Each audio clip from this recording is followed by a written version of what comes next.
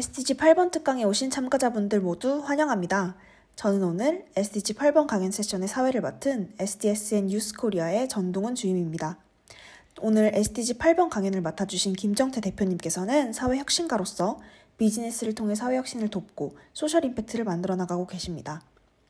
또한 김정태 대표님께서 대표를 맡고 계신 회사 MY 소셜 컴퍼니 미스크는 혁신을 통해 사회 문제를 해결하고자 하는 국내 최초의 사회혁신 컨설팅, 엑셀러레이팅 임팩트 투자 기관입니다.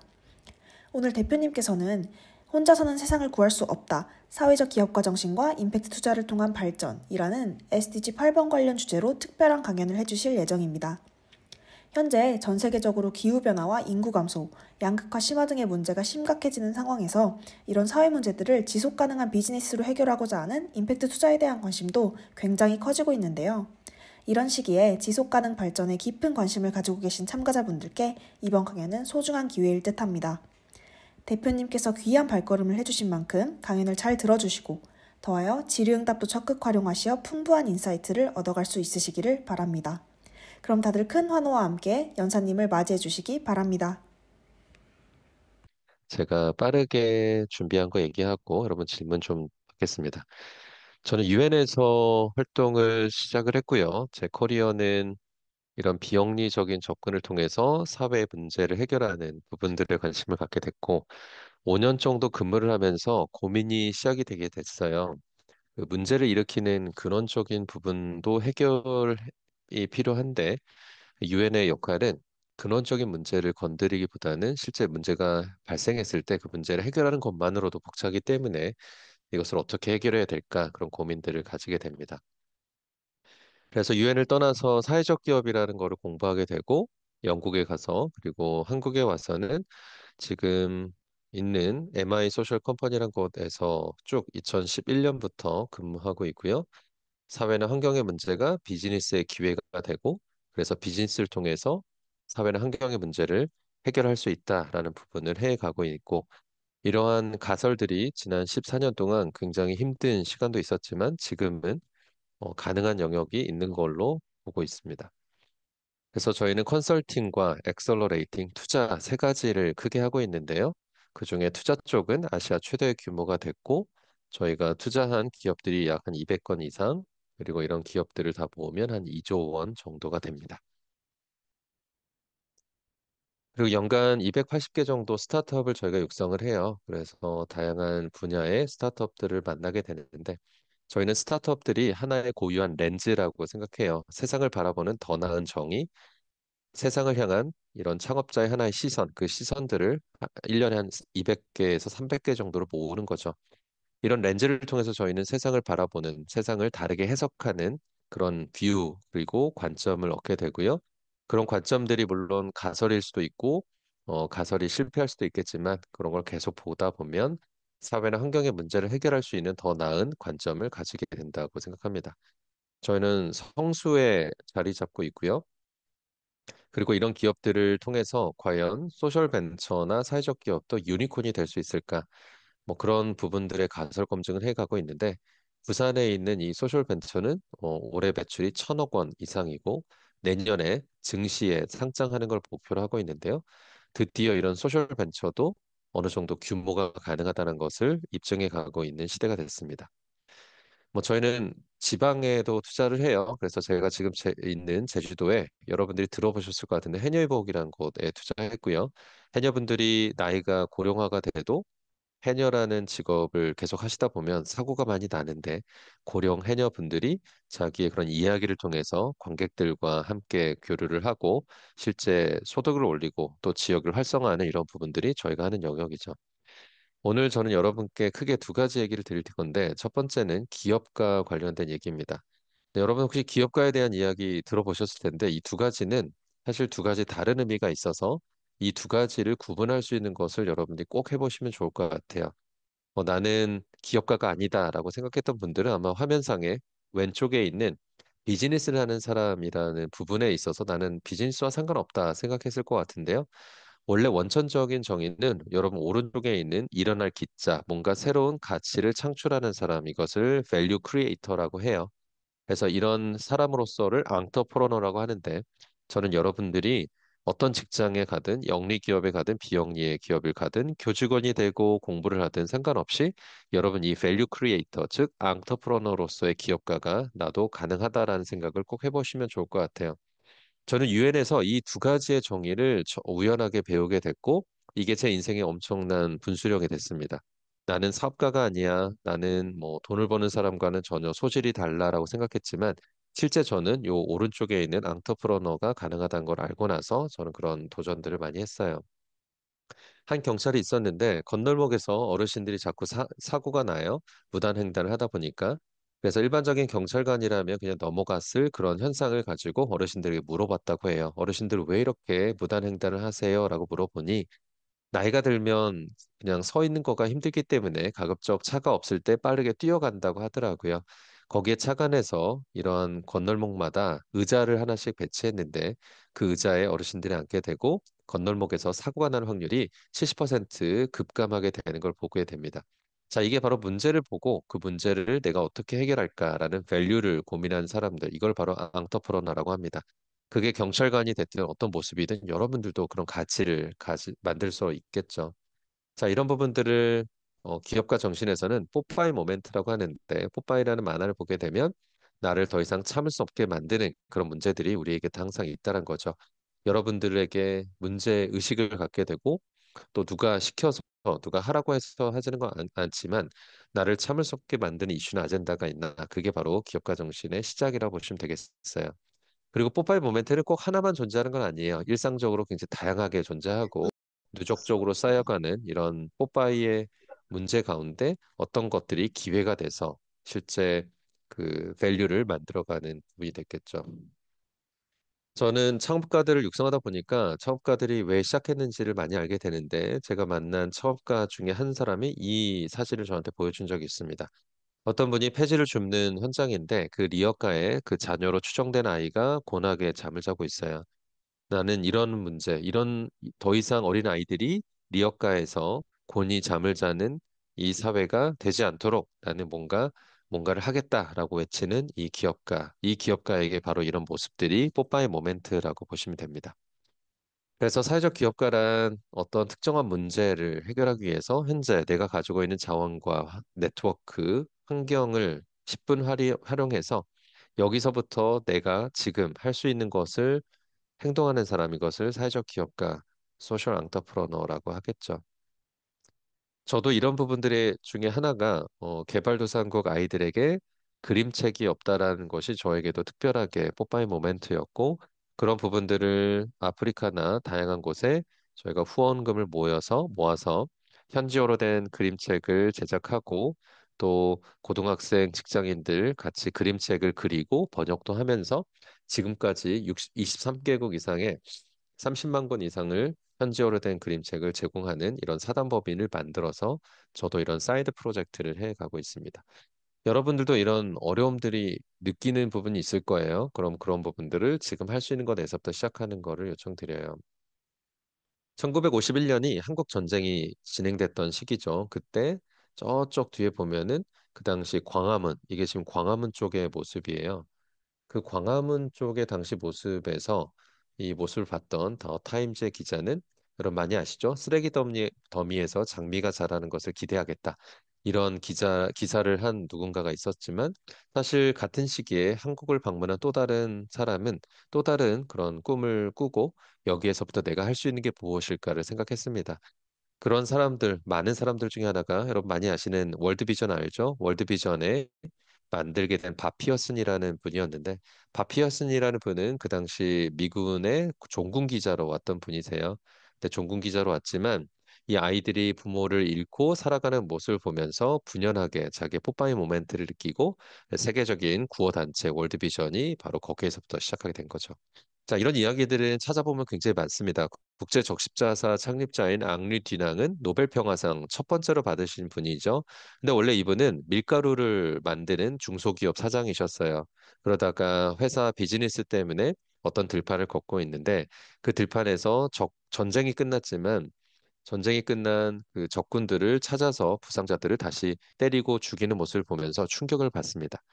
자, 이 솔페리노라는 들판에서의 자기 경험을 토대로 솔페리노의 회상이라는 자그마한 책자를 만들었는데 이 중소기업 밀가루 사업자였던 앙리 뒤낭은 부상당한 사람들은 아군이든 적군이든 상관없이 인간적으로, 인도적으로 도와야 한다라는 이런 개념을 만들었고, 인류 역사상 처음으로 국제 적십자사라는 이런 개념이 만들어지게 된 거죠.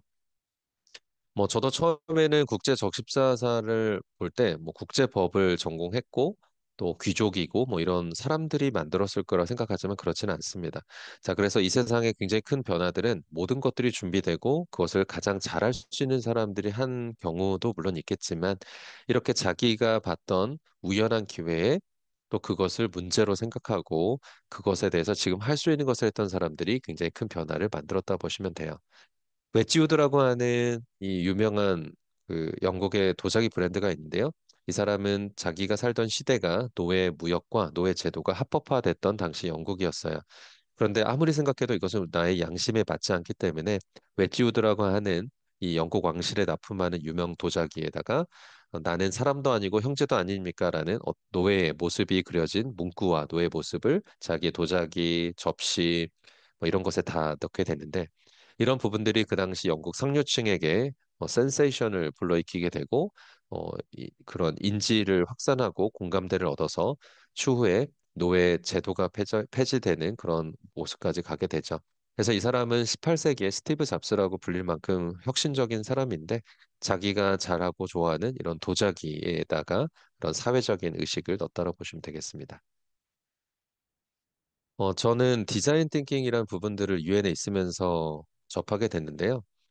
문제를 푸는 그런 관점이 내가 가지고 있는 기술, 내가 할 수 있는 것에서부터 내가 이 문제를 풀기 위해서 정말 많은 돈이 필요하다, 혹은 이런 것들이 필요할 텐데라고 생각하다 보면 못하는 게 굉장히 많은 것 같아요. 하지만 디자인 띵킹은 지금부터도 할 수 있다. 꼭 대단한 돈과 엄청난 기술이 필요한 건 아니다라는 것을 전달해 주는데 제가 만났던 아프리카에 여기 사진을 보는 마틴이라는 당시 고등학교 친구가 자기 지역에서는 전기가 없는 당시 마을이었는데요. 우리 마을에도 태양광으로 충전하는 영화관이 필요하다라고 얘기해줘서 제가 간단하게 그 기부를 하고 왔던 적이 있습니다. 근데 이 친구가 계속 아이디어를 준 게, 그 프로젝터, 100달러짜리 태양광 프로젝터가 필요하다라고 해서 제가 삼성전자의 테드라고 하는 세계적인 그런 강연 이벤트가 있잖아요. 그 삼성전자 임직원만 모이는 그곳에 가서 이 도고장이라는 말라위의 친구 이야기를 했습니다. 그러면서 삼성에 계신 분들이 저와 함께 이 아이의 꿈을 같이 만들면 좋겠다라고 얘기를 했는데요. 그렇게 해서 모인 중간에 사진을 보면 당시 삼성전자 서초 사업 밑에 지하에 이런 공간을 저희가 얻고 매주 화요일 저녁 7시마다 모여서 100달러짜리로 태양광을 충전해서 프로젝터 만드는 노트북도 필요 없고 프로젝터도 필요 없는 이것을 저희가 만들게 됩니다. 그 결과 처음으로 말라위 같은 경우는 저 오른쪽 사진 보는 것처럼 생물 시간에 심장의 모습을 풀컬러로 총천연색으로 처음으로 배우게 되는 아이들의 교육이 혁신이 되기 시작했고요. 이런 식으로 우리가 할 수 있는 것에서부터 큰 돈이 들진 않지만 무엇이 가능한지를 삼성전자와 저희가 함께 경험을 하게 되면서 이런 부분들이 저희가 본 변화란 어떻게 시작됐나 이런 것을 경험하게 된 것 같아요. 따라서 이런 사회혁신을 만드는 것은 그 문제를 유발하는 구조를 우리가 어떻게 바꿀 것인지 한 가지의 커다란 흐름이 있고요. 두 번째는 실제 그 문제를 경험하고 있는 사람들과 함께 그 사람들을 위해서 나아가는 방법들이 있는데 그럼 간단하게 이 부분 보여드릴게요. 우리의 전통적인 접근은 예측을 하는 거고 분석과 어떤 논리를 바탕으로 진행하는 게 있는데요. 사회 문제를 해결할 때는 이런 논리 모델이 딱 들어맞지 않을 때도 굉장히 많아요. 예를 들어서 2억 원 정도가 소요된 이 기념물은 발목지레를 밟아서 자기의 다리가 절단된 어떤 군인을 기념하기 위해서 만든 조형물이라고 알려졌는데요. 사실 굉장히 안 좋은 얘긴 합니다. 2억 원 정도를 가지고 조형물을 만들고 그 부상당한 병사가 이 조형물의 그 흰 천을 딱 벗기는 세레모니를 하게 됐는데 트라우마가 걸렸다고 해요. 왜냐면 여러분 생각해 보세요. 자기가 잘린 다리가 저렇게 거대하게 딱 있는 모습. 자, 이런 부분들이 바로 논리적으로 접근했을 때 이런 문제가 발생할 일이 많은 거죠. 우리가 조금 더 공감해 본다면 저렇게 큰 돈과 거대한 거 필요 없이도 얼마든지 희생당한 군인을 저희가 기념할 수 있지 않았을까 생각합니다. 따라서 사회혁신은 기본적으로 비선형적인 여정을 가지고 있는데요. 누구와 우리가 함께하는가, 이해관계자가 누구인가, 우리가 누구를 공감해야 될 것인가, 이런 비선형적인 부분들이 더 중요합니다. 그리고 사회혁신이나 부분들은 어떤 목표를 정해놓고 직선으로 달리는 것이 아니라 아주 작게 시도해 보면서 이해관계자의 관점이 무엇이며 또 무엇을 원하고 무엇이 필요한지를 점차 크게 확산하는 이런 소위 나선형 모델이라고 하는데요. 나중에 여러분들이 사회혁신을 더 공부하실 때 이런 사회혁신의 나선형 모델들이 어떻게 전개되는지 보시면 좋을 것 같습니다. 또 다른 것은 아까 말씀드렸던 사회혁신에 있어서 디자인 띵킹은 굉장히 유용하게 쓰이는데요. 디자인 띵킹은 인간 중심으로 그 문제를 새롭게 정의하고 아까 경찰관이 어르신들의 무단횡단 문제를 새롭게 정의했죠. 무단횡단 자체가 문제가 아니라 어르신들이 계속 서 있는 거가 다리도 아프고 무릎도 아프고 많이 힘드시기 때문에 차가 안 다닌다고 생각했을 때 빠르게 뛰어가다가 사고가 나는 거니까 이런 식으로 문제를 확산하고 문제 정의, 그다음에 수렴하고 다시 새로운 문제 정의를 하는 과정이 여러분 더블 다이아몬드 모델이라고 하는데 관심 있으시면 디자인 띵킹 더 공부해 보시면 저는 좋을 것 같습니다. 세 번째는 시스템 띵킹인데요. 그 문제가 드러나는 현상은 사실 그 현상을 만들게 되는 사람들의 무수히 많은 공통된 패턴이 있고 그 패턴을 장려하는 구조가 있고 그 구조를 만들게 되는 멘탈 모델이 가장 밑에 있다라고 얘기를 합니다. 그래서 우리는 어떤 문제를 여러분들이 현상적으로 볼 때마다 바닥으로 내려가서 가장 밑에 있는 멘탈 모델이 왜 그런가? 그 다음에 그 멘탈 모델 때문에 만들어진 사회적 구조는 무엇인가? 그리고 그 구조 때문에 드러나게 되는 공통된 패턴의 행동의 패턴들이 무엇인가? 그리고 그것 때문에 결국 드러나게 되는 이벤트로서의 사건, 이런 부분들이 있겠죠. 그래서 여러분들이 어떤 사회 문제를 바라볼 때 이렇게 생각을 한번 구조화해서 논리를 만들어 보시는 것 추천을 드립니다. 혼자서는 세상을 구할 수 없다라는 단어가 있는데 저는 정말 맞는 것 같아요. 사회나 환경의 문제를 해결할 때는 다양한 전문가들이 모여야 되고, 다양한 사람들의 관점이 함께 있어야 되고, 다양한 관점을 통해서 우리가 문제를 정의하지 않으면 우리는 굉장히 엉뚱한 문제 정의가 되겠죠. 일례로 개발도상국에서 물의 문제가 굉장히 중요한데요. 저렇게 우물을 파는 걸 통해서 물의 문제를 해결할 수 있겠지만 사실 물의 문제를 해결하려면 쌍둥이 문제라고 하는 화장실 문제도 같이 해결해야 됩니다. 왜냐하면 화장실이라는 부분이 대수층으로 소변 같은 거가 밑으로 쭉 들어가게 되면 실제적으로 먹는 물하고 영향을 주기 때문에 개발도상국의 특정 지역에 물의 문제를 해결한다 하면 항상 화장실 문제와 함께 결부해야 되는 거죠. 그런데 물의 문제를 전담하는 전문가들은 화장실은 내 쪽의 문제가 아니다라고 생각하겠고 또 위생이나 보건을 담당한 사람들은 이것이 물이나 교육이나 보건이나 이런 것과 상관이 없다고 생각할 때 우리는 전문가의 덫에 들어가게 되겠죠. 자, 그런 부분들이 금융위기에서도 있었죠. 한번 화면 잠깐 보시면 여러분들이 이게 무엇인지 이해가 될 거예요. 문제들은 서로 연결되어 있지만 각자가 맡은 것만 열심히 하게 되면 전체 시스템을 놓치게 되고 그런 부분들이 우리에게 문제를 낳게 됩니다. 업스트림이라고 하는 굉장히 좋은 책이 있는데요. 이 책을 보면 특정 지역에 여성분들이 많이 사망하게 됩니다. 질병 말고 사고를 통해서. 그런데 그 사고를 통해서 살해당하고 죽은 여성들이 용의자라고 해야 되나? 용의자의 한 반절 정도는 현재 남편이거나 전 남편, 현재 남자친구나 전 남자친구일 확률이 되게 높았다는 거죠. 근데 이 사람들 왜 이렇게 피해를 볼까 봤더니 그 지역에도 경찰관, 의료진, 지원단체 뭐 이런 부분들이 없었던 게 아니에요. 근데 어, 독특한 것은 이 각각의 전문화된 시스템이 존재했지만 그 시스템 사이에 있었던 틈새, 그 틈새들이 있었고 그런 틈새들의 가장 여성분들이 가장 피해를 많이 봤다는 거죠. 따라서 우리가 사회나 환경 문제라고 하면은 그 문제들은 사악한 문제라고 저희가 정의합니다. 어떻게 해결해야 될까가 정리되어 있지 않고요. 지역마다 다르고 또 거기에 함께하는 사람들의 상호작용에 따라서 그 문제를 해결해야 될 것이 무엇인지를 잘 모르는 것. 이걸 바로 wicked problem, 사악한 문제라고 하는데 이런 사악한 문제는 앞서 얘기했듯이 논리적인 접근으로만 처음에 할 수는 없고요. 비선형적으로 다양한 상호작용하는 사람들과의 관계 속에서 무엇이 진짜 문제일까? 문제를 새롭게 정의하는 것이 굉장히 중요합니다. 제가 서울대에서 국제 컨퍼런스에 한번 모더레이터를 하게 됐는데요. 거기에 디자인 교수님, 기계공학 교수님, 그리고 비즈니스 전문가 세 그 패널들에게 동일한 데이터 세트와 동일한 어떤 주제를 드리고 여러분의 관점에서 이 문제를 해결하는 가장 좋은 솔루션을 가지고 이 컨퍼런스에서 토의를 발표를 해달라고 요청을 했어요.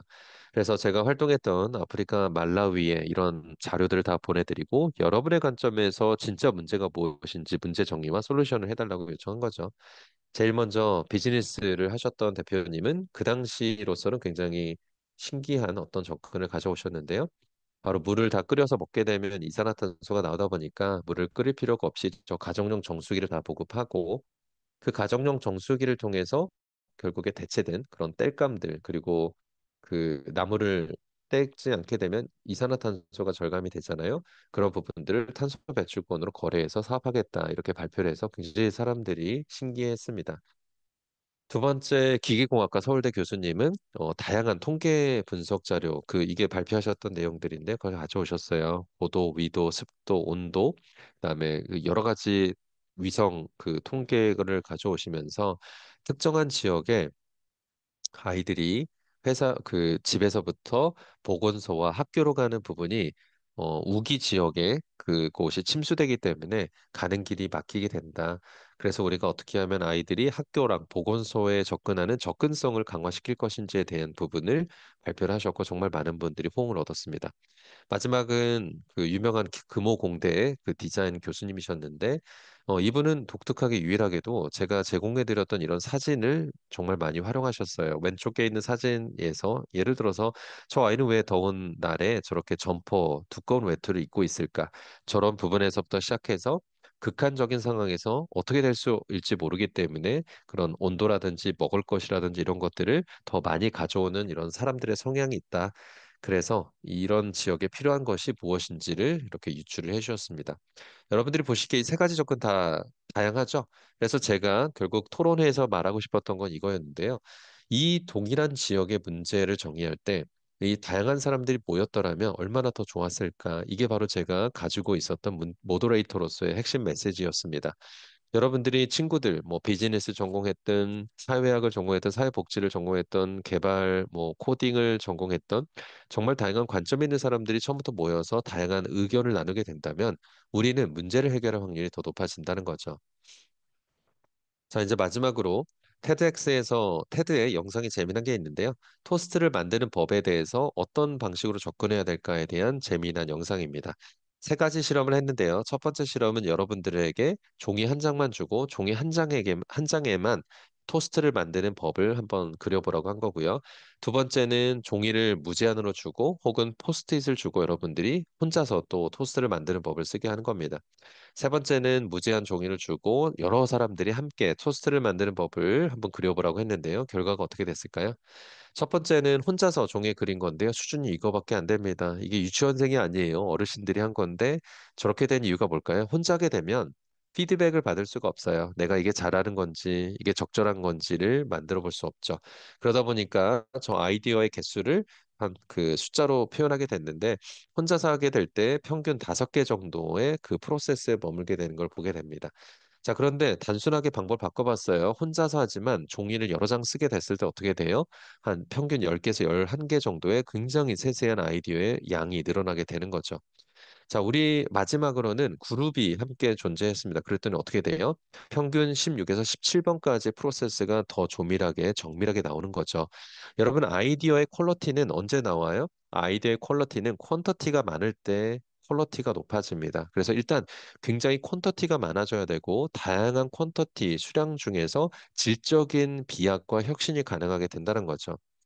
여기서 우리가 무엇을 배울 수 있을까요?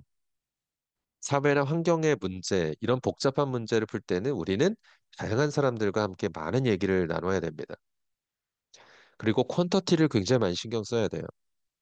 내가 기계공학을 전공했으니, 내가 디자인 쪽이니, 내가 경영이니, 사회복지다, 뭐 이런 관점 이 하나만을 가지고 열심히 혼자서 하게 되면 어떻게 돼요? 아까처럼 내가 생각하는 것만 또 내가 생각하는 수준 속에서 열심히 하게 된 이렇게 될 수 있겠죠.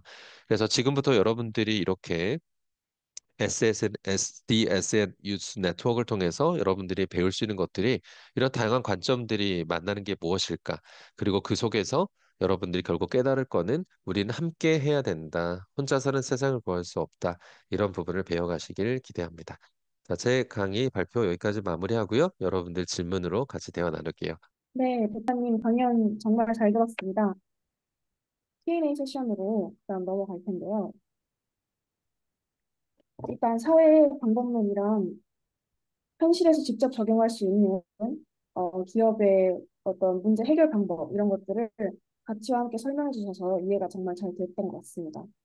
저희가 먼저 사전에 질문을 수합한 내용들이 있는데요. 3개 정도를 미리 수합을 해놨는데 자유롭게 읽어주시고 대표님께서 먼저 사전 질문에 대해서 응답을 해주시면 되겠습니다. 네, 좋습니다.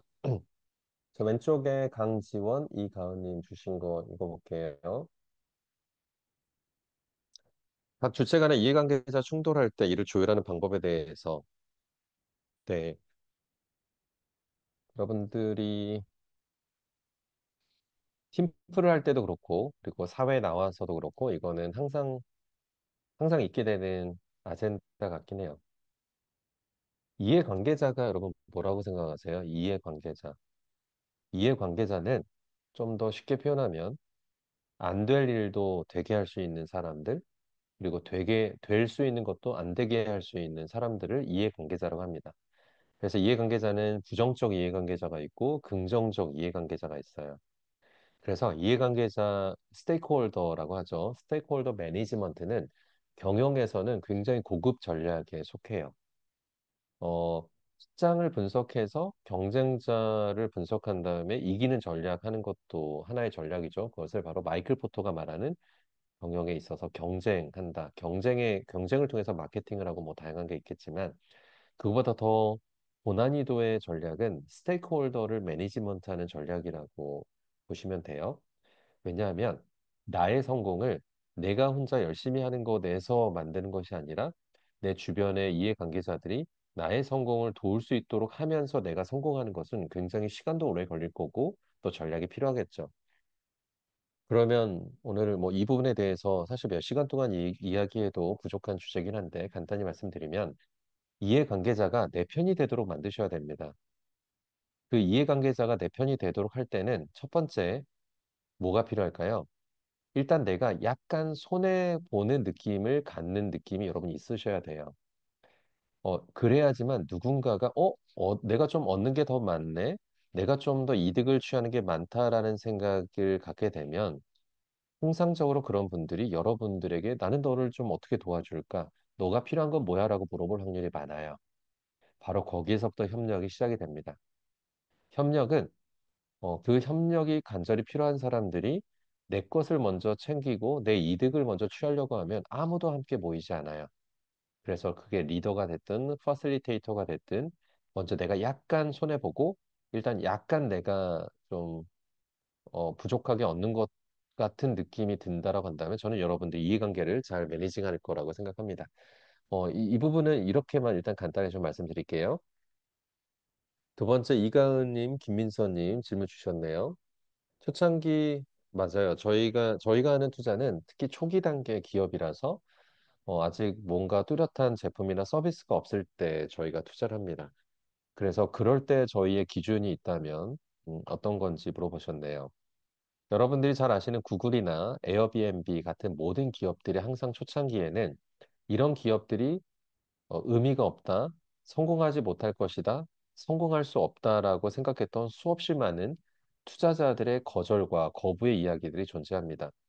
여러분들 지금 보면은 이해가 안 되겠죠? 에어비앤비, 우버, 수없이 많은 혁신적인 기업들의 초창기 모습에 정말 많은 투자자들이 다 거절을 했어요. 이게 왜 필요해? 이게 정말 성공할까? 너가 이걸 할 수 있다면 호텔에 있는 더 수없이 많은 호텔의 그룹들이 너보다 더 잘할 수 있을 건데 그런 식으로 투자자들도 사실 이런 판단을 잘 못한다는 걸 여러분 꼭 아시면 좋을 것 같아요. 그래서 저는 때로는 정말 초창기 뭔가 프로덕트가 서비스가 없을 때 오히려 다른 관점에서 보기도 하는데요. 이런 거죠. 저도 이런 생각이 들 때가 있어. 이게 진짜 될까? 이게 말이 안 되는데, 이건 실패할 확률이 너무 많은데, 이건 성공하기 정말 어려운데, 라는 생각이 든다면, 역설적으로, 그래서 이게 오히려 투자라는, 리스크 테이킹, 그러니까 리스크도 많지만, 하이 리스크, 하이 리턴이라는 투자의 원칙에 따라서 투자해 볼 수 있지 않을까라는 생각을 해볼 수 있다는 거죠. 그래서 다시 쉽게 말씀드리면, 위험이 있는 곳에 이익이 있습니다. 리스크가 있는 곳에 리턴이 있는 것처럼 내 감정상으로 상으로 내 생각으로 안 될 것과 같은 생각이 있을 때 그것을 무조건 무시하지 말고 이게 뭔가 기회가 되지 않을까라는 것에 연습을 더 많이 한다 보시면 돼요. 그다음에 세 번째 마지막 오민서님 질문해 주셨네요. 네, 저에게는 국제기구, 비영리 단체, 또 사단법인도 만들어본 이 경험들, 그리고 창업도 해본 경험, 그리고 현재 이런 투자사에 있는 모든 경험들이 저에게 있어서는 굉장히 독특한 그런 관점과 경험을 가져다 주고 있고요. 또 그렇게 다양한 것을 융합할 수 있는 사람들은 가면 갈수록 없기 때문에 제가 가지고 있는 파워나 제가 할 수 있는 것들은 굉장히 독특하고 경쟁력이 있다고 생각합니다. 그래서 지금 여러분들은 다양한 진로를 찾아가는 관점이시잖아요. 전 여러분들이 다양한 것들을 경험하고 그 다양한 관점들이 서로가 충돌하는 것이 아니라 그런 관점과 관점을 엮어서 다른 사람들은 못 보거나 다른 사람들은 간과하거나 다른 사람들은 연결하지 못하는 부분들의 가치를 만드는 가치를 창출하는 그런 앙터프러너가 되는 것도 가능하다고 생각해요. 그래서 여러분 그런 부분들을 도전하고 욕심을 내주시면 너무 좋을 것 같고요. 또 초기 스타트업에게 투자하면 투자만으로 되진 않습니다. 투자한 이후에 직접 같이 사업을 기획하기도 하고요. 또 우리가 알지 못하는 영역에 있어서 다양한 가설을 가지고 도전하게 되는데 이것을 엑셀러레이팅에서 밸류업이라는 과정이라고 봐요. 그래서 밸류를 더 크게 키운다. 그래서 투자한 이후에 투자보다 더 중요한 것은 투자한 이후에 실제로 밸류를 어떻게 올리게 되는지 그 과정이 더 중요하다고 보고 있고요.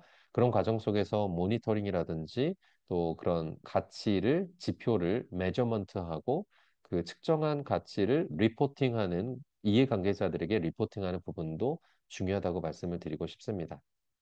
네, 일단 여러분 사전 질의응답 이렇게 하고요. 혹시 여러분들 즉석에서 주신 것도 있으시면 말씀드리겠습니다. 네, 사전 질문 답변 잘 들었고요. 제가 먼저 그러면 현장 질문 하나 드리고 싶은데요.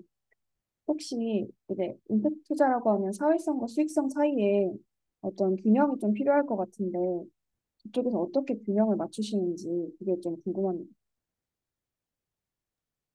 네, 균형을 맞춘다는 것 자체가 사실 위험한 생각일 수도 있어요. 여러분, 평균의 종말이라고 하는 책이 있거든요. 평균의 종말이라는 책 한번 읽어보시면 큰 도움이 될 건데요. 투자는 극단적인 두 가지를 다 추구합니다. 그래서 그거를 염두에 두시면 첫 번째, 투자는 어떤 거에 투자하는지 아시죠? 우리가 은행이 아니죠. 예측이 되고 대출하고 이자를 받는 업종이 아니고 투자는 굉장히 위험한 곳에 투자합니다. 그래서 하이 리스크, 하이 리턴이 있는 거죠. 그런 면에서 저희가 재무적으로도 굉장히 잘 나온 곳에도 들어가지만 또 한 그룹의 투자는 재무적으로 성과가 많이 나오지 않은 것도 들어가요. 대신 거기서 우리가 극대화하는 게 뭘까요? 사회적, 소셜 임팩트가 극대화된다면 저희는 투자합니다. 그런 식으로 어떤 하나하나의 팀이 물론 이상적으로는 돈도 정말 많이 벌 수 있고 사회적 임팩트도 정말 좋다면 그런 것을 저희가 일부러 외면하진 않겠지만 현실 세계에서 그러한 확률적 분포는 굉장히 적다고 보시면 됩니다. 그래서 극단적으로 돈이 굉장히 큰 것도 있고 또 극단적으로 사회적 임팩트가 더 큰 것도 있는데 이거를 균형적으로 평균적으로 내지는 않고요. 그 다양한 스펙트럼에 같이 투자한다고 보시면 좋을 것 같아요. 네, 감사합니다. 네, 우선 되게 많은 인사이트를 얻을 수 있었던 강연 감사하다고 말씀을 먼저 드리고 싶고요. 네, 저는 현재 SDSN 뉴스 코리아에서 활동하고 있는 문수진 선임이라고 합니다. 제가 SDSN 뉴스 코리아에서도 활동을 하고 있지만 저는 현재 그 외교부 산하의 한아프리카 재단이라는 곳에서 이제 아프리카를 진출하고자 하는 예비 초기 스타트업을 지원하는 경진대회 사업의 보조로서 인턴으로 근무를 하고 있는데요. 사실 저는 스타트업 분야에서 이제 국내 내수 시장을 목표로 하는 스타트업의 경우에는 투자가 많고 받을 수 있는 교육이 많다고 생각하지만, 어, 영리, 비영리를 떠나서 뭔가 다른 해외 지역으로를 목표로 하고 있는 스타트업들은 조금 더 받아야 되는 교육도 많고, 그리고 시장에 대한 이해도 조금 더 필요하고, 그거에 대한 컨설팅도 조금 더 세분화되어야 된다고 생각을 하는데요. 제가 이 과정을 옆에서 보조를 하면서 경험하였을 때, 제가 대표님께 드리고 싶었던 질문은 우선 두 가지가 있습니다. 우선 첫 번째로는 저는 예초기 스타트업을 지원할 때에는 뭐 투자를 위한 네트워크를 마련해 주는 것도 중요하고 엑셀러레이팅도 중요하지만 어떻게 하면은 이 아이디어를 디벨롭 시켜줄 수 있을지 세부적인 컨설팅이 가장 중요하다라고 개인적으로 생각을 하는데요. 그 컨설팅 과정에서 제가 느낀 바로는 어, 완, 한 가지 예시로 제가 현재 담당하고 있는 아프리카 스타트업 같은 경우에는 아프리카 지역에 대한 어, 전문적인 지식이 없다 보니 그 아프리카 시장에 대한 이해를 하는 것조차 어려움을 겪는 사람들이 많은 것처럼 느껴졌습니다. 이처럼 대표님께서도 우리나라 내수 시장이 아니라 해외 시장을 목표로 하는 예초기 스타트업을 대상으로 컨설팅을 진행할 때에는 어, 단순히 그 지역에 대한 문화에 대한 교육을 하신 건지 아니면 그 지역 시장에 대한 교육을 하신 건지 어떤 구체적인 방안으로 이제 교육을 진행하셨는지 질문을 드리고 싶고요. 두 번째 질문으로는 이 컨설팅 과정을 옆에서 보다 보니까 좋은 마음으로 디벨롭 시키기 위해서 컨설팅을 진행했지만 컨설팅을 진행해 주시는 컨설터 분과 그리고 이제 컨설팅을 받게 되는 창업가 분의 이해관계나 뭐 의견이 충돌하는 경우를 종종 보았는데요. 예를 들어서 사업가 분께서는 나의 물건을 팔기 위한 버이어들을 만나고 싶다라고 하지만 이제 컨설팅 해주시는 입장에서는 그거를 위해서는 IR 피칭 덱을 조금 더 연습을 해야 된다라는 것처럼 서로의 니즈가 다를 시에는 어떠한 방안으로 충돌을 조금 완화하고자 하셨는지 두 가지 질문 드리고 싶습니다. 강연 정말 잘 들었습니다. 네, 감사합니다. 좋은 질문 주셔서 감사해요. 첫 번째 질문 같은 경우는 저희도 지금 튀니지도 하고 있고 저희도 아프리카 스타트업들, 그러니까 아프리카로 진출한 한국의 스타트업들, 그다음에 아프리카에서 한국으로 오는 스타트업들을 저희 다 합니다. 근데 아프리카를 한다는 건 뭐 아시아도 하고 유럽도 다 한다는 거죠. 그때는 한국의 마켓과 다른 곳은 저희가 강점이 없어요. 그래서 저희가 주로 쓰는 방법은 뭐 튀니지라고 하면 튀니지에 저희가 신뢰하는 기관이나 파트너를 반드시 확보해야 됩니다. 그래서 거기가 저희 대신해서 하면서 그 튀니지에만 있으면 사실 또 그 관점이 제한될 수 있잖아요. 거기서 저희가 보조적으로 같이 도와주는 거죠. 그래서 그런 방식으로 로컬라이징 이슈는 해결을 하고요. 그다음에 두 번째 질문은 그 창업자가 맞는지 컨설턴트가 맞는지는 누구도 확신할 수 없죠. 그래서 이거 다 가설입니다. 창업자의 가설 A, 컨설턴트의 가설 B. 이 가설 A와 B 중에 무엇을 할지는 뭐 상호작용에 달려 있겠죠. 뭐 컨설턴트가 좀 양보해서 그래 그럼 뭐 창업자 대표님 가설 A부터 한번 시도해 봅시다. 그렇다고 한다면 그 가설이 실제로 유효한지를 무엇으로 어떤 지표로 판단할 수 있는지는 지표 설정이 되게 중요한 것 같아요. 그래서 그런 지표에 따라서 반응에 따라서 피드백에 따라서 창업자의 가설 A가 뭐 유효하지 않을 수도 있죠. 근데 약간 더 유효할 수도 있고 안 할 수도 있다. 그럼 A-1, A-2로 또 가설을 해봐야 되겠죠. 근데 그런 과정을 통해서 A라는 흐름의 가설이 유효하지 않다라면 그러면 대표도 그런 컨설턴트나 옆에 도와준 분이 만드는 가설 B로 공략하는 것도 가능하다고 생각합니다. 그래서 뭐 A를 먼저 하냐 B를 먼저 하냐는 사실 정해진 건 아니고 그 창업자나 컨설턴트가 어떤 관계, 어떤 신뢰, 어떤 상호작용을 하는지에 따라서 그거는 바뀔 것 같은데 중요한 거는 이걸 가설로 덩어리를 처리해야 된다는 거죠. 안 그러면 누가 맞다, 누가 틀리다라는 감정으로 할 수 있기 때문에 항상 무엇에 대한 방향은 가설로 처리하고 그래야지 중립적으로 이게 맞는지 뭐 맞지 않는지를 얘기해 볼 수 있을 것 같아요. 네, 또 질문 있을까요? 여기 여러분들 다 다양한 분들이 섞여 있네요. A색도 있으시고 저희 회사에 A색 출신 있는데 한번 찾아오시면 여러분 제가 여러분들의 선배 연결도 해드리고 라이코스 출신도 저희 회사에 있고 저도 라이코스 그 전에 단체에서 사무국장까지 했는데 여러분 또 찾아오실 수 있으면 저 라이코스 출신 선배 여러분 한번 연결해 드릴게요. 관심 있으시면 알려주십시오. 그다음에 다 섞여 있군요. UNYP도 있고 쿠사도 있고 제가 다 아는 단체들 다 모여 있군요. 혹시 또 질문 있으실까요? 네, 박영선님. 네, 안녕하세요. 저는 아이색 서울여자대학교 지부에서 활동하고 있는 박영선이라고 하는데요. 네, 오늘 강연 너무 인상 깊게 들었고, 제가 좀 느낀 바로는 사회적 기업적인 측면이나 그런 기업가 정신에 대해서 인터프레너럴이라는 부분이 굉장히 인상 깊었습니다. 네, 제가, 뭔가 기업적 차원에서의 그런 해결은 자주 접해보고 들어봤는데, 가끔씩 이제 아이색 활동도 하면서 느낄 때가 무력감을 느낄 때가 많아요. 근본적으로 내가 SDGs 목표 달성을 위해서 이런 프로젝트를 진행하고 있는데 개인적 차원에서 이게 과연 목표 달성에 있어서의 나의 노력이 과연 진정 관여가 되는 걸까? 이럴 때 가끔씩 허무감이나 무력감이 들 때가 있거든요. 그래서 개인적 차원에서의 이런 부분을 어떻게 극복하시는지 또 어떤 노력을 하면 좋을지 여쭤보고 싶습니다. 네, 이상입니다. 네, 중요한 질문 하셨네요. 네, 그 허무감과 그런 느낌이 정기적으로 드는 거가 건강한 것 같아요. 저도 그렇고 세상이 변할까? 안 변할 것 같거든요. 그렇죠? 근데 그 생각 때문에 또 앙터프러너들은 더 창의적이 되려고 하고 더 혁신적인 것들을 갈구하는 것 같아요. 그래서 저는 그 느낌이 든다는 것 자체가 잘 가고 있다라고 생각하고 대신에 그래서 커뮤니티가 필요해요. 커뮤니티. 예를 들어서 지금 여러분들 모이신 이런 공간이죠. 그래서 어, 어떤 공간에 가면 예를 들어 저도 제 뭐 예전에 친구들 만나면 하는 얘기가 40대 중반이 되면요. 무슨 얘기겠어요? 사실 뭐 연봉 얘기, 주식 오른 얘기, 뭐 차 바꾼 얘기, 여행 가는 얘기, 뭐 아니 그 나쁘다는 뜻이 아니고요. 근데 그런 얘기하는 곳에 내가 예를 들어서 뭐 임팩트 투자 얘기해봐요. 분위기 안 좋아져요. 그렇죠? 뭐 환경 얘기하면 안 되는 거죠. 그러면 자꾸 그러다 보면 누가 이겨요? 사실 5명에 내가 혼자 가면 제가 지게 돼 있어요. 아, 내가 좀 잘못 사는 건가? 내가 아직도 정신 못 차렸나? 내가 아직도 뭐 청년의 그런 내가 청년이라고 뭐 이렇게 오해하는 건가? 그렇잖아요. 그래서 그렇다고 방법이 여러분들이 그 친한 친구들을 떠날 필요는 없는 거죠. 그래서 어떻게 해야 되냐면 이런 이야기를 하는 거가 즐거운 사람들과의 만남, 커뮤니티는 계속 가지셔야 돼요.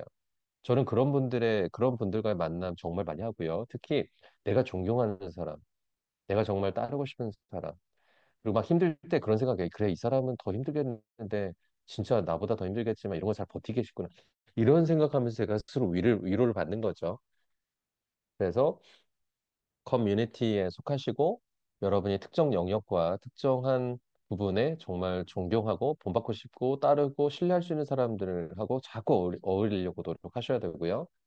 그다음에 행복의 기원이라는 책이 있어요. 그 유명한 행복학자 교수님이 쓰신 책인데 행복의 기원이 딱 한 줄로 정리하면 행복이란 것은 내가 좋아하는 사람과 맛있는 음식을 먹는다라고 결론을 내리셨어요. 행복이란 건 별거 아니거든요. 그래서 여러분이 어떻게 행복할지도 대부분 저는 예측이 됩니다. 여러분들이 이렇게 얘기 나누고 싶은 게 SDG라면 SDG에 대해서 얘기 많이 할 수 있는 친구들과 좋아하는 사람들과 맛있는 음식을 자주 먹으시면 돼요. 한 달에 한 번이라도. 그게 이제 우리의 어떻게 보면 연료가 되겠죠. 그냥 멈추고 싶고 중단하고 싶을 때 그래도 앞으로 나아가 보자라고 하는 그거. 그리고 그 미친 사람들 때문에 사실 이 사회가 그나마 이렇게 바뀌고 있다는 거를 알고 계시잖아요. 그렇죠? 그러니 자주 좋아하는 사람들과 커뮤니티에서 맛있는 음식 먹어보시길 바랍니다. 너무 세속적인 조언인가? 저는 그래야 된다고 생각해요. 그리고 저도 힘들 때는요, 가방에다가 그 1,000원짜리, 2,000원짜리 가나 초콜릿 아세요? 그 초콜릿 그냥 놓고 다녀요. 그 행복을 느끼게 할 수 있는 가장 높은 그 순위 중에 하나가 초콜릿이거든요. 그래서 힘들 때는 어떻게 하시냐면, 그렇다고 이제 초콜릿 다 먹으면 열량이 너무 높아서 조심하시고, 그냥 살짝 그 초콜릿 요거 하나 있잖아요. 작게 해가지고 혀 밑에가 놓고 살살 녹여 드세요. 그럼 어떻게 되는 줄 아세요? 힘이 납니다.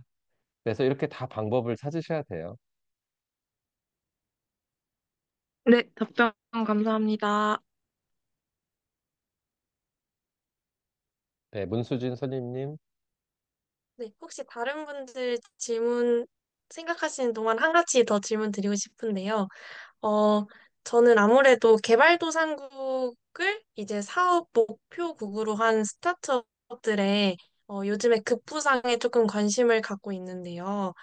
어, 사실 가장 이러한 사례들을 보면서 궁금했던 점은 영리 기업이 아니라 이제 그 개발도상국의 개발협력과 비슷한 목적으로 이제 스타트업을 운영하게 될 경우에 비영리이기는 하지만 영리에 비해서는 수익성이 많이 나지 않는 아이템이다 보니 그러한 기업들의 지속 가능한 운영이나 지속 가능한 발전은 어떠한 방안으로 컨설팅이나 조언을 해주시는지 질문 드리고 싶었습니다. 네. 그 비영리 스타트업 말씀이신가요? 네, 맞습니다. 네. 맞아요. 그 앞에 말씀하셨듯이 한국의 스타트업들이 개발도상국으로 가고자 하는 인클루스 비즈니스 하시는 거 정말 많아지는 것 같아요. 그리고 저희도 최근에 코이카랑 함께 저희는 큰 거 코이카랑 네 가지를 하고 있는데 하나하나마다 다 50억짜리, 60억짜리 프로그램입니다. 다 펀드예요. 그래서 코이카에 ODA라는 자금을 반절 넣고 저희의 펀드에 나머지를 넣어서 하나당 한 60억짜리 저희는 프로그램을 돌려요. 이 프로그램은 반절은 투자로 가고요. 반절은 그랜트로 줘요. 그래서 어떻게 보면 투자만으로 안 되는 게 있거든요. 특히 투자만 받아서 뭔가 이렇게 이익이 잘 나오지 않으면 위험하니까 투자는 조금 더 적게 하고 나머지는 ODA니까 그 그랜트로 줄 수 있잖아요. 그런 식으로 진행하는 거 한 가지 방법이 있고 두 가지 방법은 그 영리형 소셜 엔터프라이즈나 소셜 벤처가 개발도상국 뭐 베트남이든 이런 데 할 때 그 지역에 있는 비영리 파트너들 비영리 단체들과 파트너십을 하게 합니다. 왜냐하면 하나의 기업이 뭔가를 하려면 나름대로의 가치 사슬이 필요해요. 밸류 체인. 예를 들어서 저희가 그 테스트웍스라고 하는 발달장애도 채용하는 AI 인공지능 회사가 있어요. 지금 뭐 매출이 굉장히 몇백억 이상 나오는 좋은 회사인데 저희가 투자를 하고 베트남에 자회사 하나를 만들었는데 거기에서 베트남도 장애인분들 많거든요. 근데 그분들이 뭐 IT 테스팅 이런 거 배우고 라벨링부터 하면서 인공지능 회사가 당연히 필요한 어떤 밸류 체인을 만들어야 되는 거죠. 그런데 아시겠지만 베트남에 가자마자 그렇게 준비된 장애인분들 만날 수 없잖아요. 그래서 장애인들이 훈련돼야 돼. 그리고 그 훈련된 걸 어디와 같이 조인을 해요? 바로 베트남에 있는 장애인분들을 교육 훈련하는 NGO랑 같이 파트너십을 합니다. 이런 식으로 영리나 비영리나 어, 접근이 다를 뿐 같이 공동의 목표가 같을 수 있기 때문에 그렇게 되면 밸류 체인을 연결해서 영리 기업이 성장하면 성장할수록 비영리 단체의 그런 수익이나 기부가 될 수 있고 그럼 비영리 단체는 계속 장애인들을 계속 훈련시키고 잘 훈련된 장애인들은 여기에 고용이 되는 식의 선순환 구조를 만들게 될 수 있는 거죠. 그래서 두 번째 방법이 이렇게 가능할 것 같아요. 네, 답변 감사합니다. 저희 이제 마무리 하도록 하겠습니다. 네, 그럼 이제 좋은 강연 해주시고 질의응답도 양질의 응답해주신 김적 대표님께 다시 한번 큰 박수 부탁드립니다.